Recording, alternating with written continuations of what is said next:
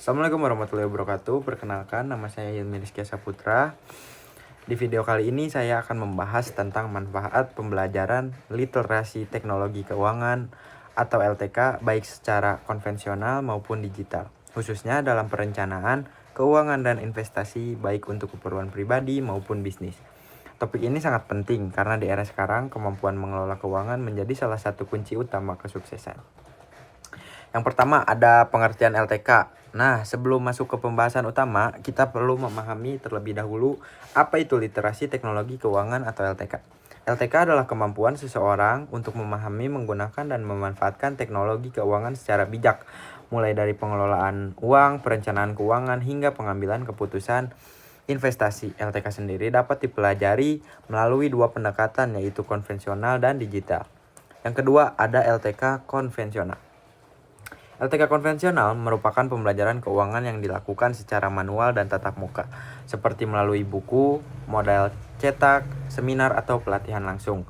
Nah, contoh penerapan LTK konvensional antara lain ada mencatat pemasukan dan pengeluaran di buku keuangan, ada membuat anggaran bulanan secara manual, ada mengikuti kelas atau seminar keuangan, dan juga ada menghitung laba dan rugi usaha secara sederhana. Nah, manfaat dari LTK konvensional adalah yang pertama, membantu memahami konsep dasar keuangan secara mendalam. Yang kedua, melatih kedisiplinan dan ketelitian dalam mengelola uang. Yang ketiga, cocok bagi pemula yang baru belajar mengatur keuangan. Nah, dengan pembelajaran konvensional, seseorang akan lebih sadar akan kondisi keuangannya dan mampu mengontrol pengeluaran dengan lebih baik. Yang ketiga, ada LTK digital. Seiring perkembangan teknologi, LTK juga berkembang ke arah digital. LTK digital adalah pembelajaran dan penerapan keuangan yang memanfaatkan teknologi digital seperti aplikasi keuangan dan platform online. Contoh LTK digital meliputi ada aplikasi pencatatan keuangan, mobile banking dan e-wallet, dan lain-lain, masih banyak lagi. Lalu, manfaat LTK digital antara lain. Yang pertama, ada pengelolaan keuangan menjadi lebih praktik dan efisien. Yang kedua, data keuangan dapat dipantau secara real time. Yang ketiga, memudahkan pengambilan keputusan finansial. Dan keempat, mengurangi risiko kesalahan pencatatan. LTK digital sangat membantu di era modern karena hampir semua transaksi sudah berbasis teknologi. Yang keempat nih, ada manfaat untuk perencanaan finansial pribadi. Baik LTK konvensional maupun digital memiliki peran besar dalam perencanaan keuangan pribadi. Dengan LTK konvensional, kita bisa menyusun anggaran bulanan, menentukan prioritas kebutuhan, dan mengontrol pengeluaran. Sedangkan dengan LTK digital, kita bisa melacak pengeluaran secara otomatis, menabung dan berinvestasi secara online, dan mengatur target keuangan jangka pendek dan panjang. Kombinasi keduanya membantu kita menjadi lebih baik dan bijak untuk mengelola keuangan sehingga tujuan finansial seperti dana darurat, pendidikan, dan pensiun dapat tercapai.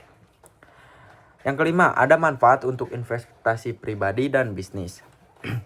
Selain untuk keuangan pribadi, LTK juga sangat penting dalam investasi dan pengelolaan bisnis. Dalam konteks bisnis, LTK konvensional membantu memahami laporan keuangan, menghitung laba, rugi, dan modal usaha, menyusun perencanaan keuangan jangka panjang, sedangkan LTK digital membantu mengelola keuangan bisnis secara otomatis, menganalisis arus kas dengan cepat, dan mengambil keputusan investasi yang lebih akurat. Dengan literasi keuangan yang baik, risiko kerugian dapat diminimalkan dan peluang keuntungan bisa dimaksimalkan. Nah,